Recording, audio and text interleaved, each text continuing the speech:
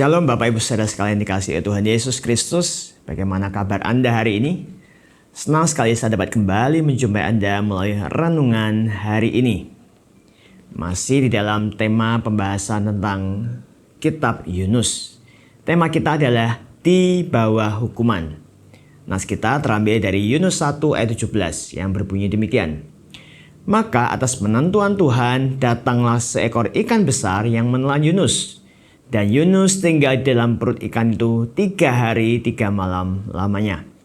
Jemaat sekalian, selama bulan ini kita banyak belajar dari kisah Yunus, seorang nabi yang kemudian melarikan diri dari panggilan Tuhan.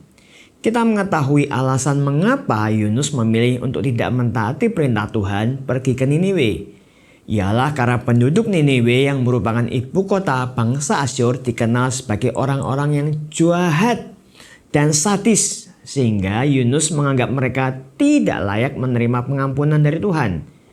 Hukuman dan kebinasaan adalah ganjaran setimpal yang seharusnya mereka terima. Demikian anggapan Yunus. Tetapi Tuhan tidak membiarkan Yunus kekeh dengan pandangannya.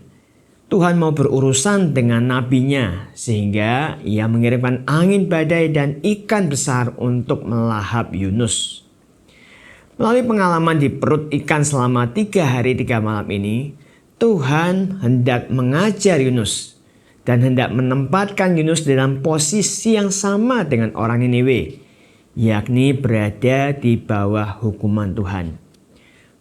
Kalau penduduk Niniwe terancam dihukum Tuhan karena kejahatannya, Yunus dihukum Tuhan karena mangkir dari panggilan Tuhan. Sangat mungkin Yunus merasa itulah saat-saat akhir hidupnya. Sehingga ia berdoa, dari tengah-tengah dunia orang mati, aku berteriak. Ada di Yunus 2 ayat 2. Dalam keputusasaan secara manusia dan ketiadaan pengharapan itulah, ia hanya dapat mengharapkan belas kasihan dan pengampunan Tuhan. Dan Tuhan menjawab doanya dan memberikannya pengharapan yang baru.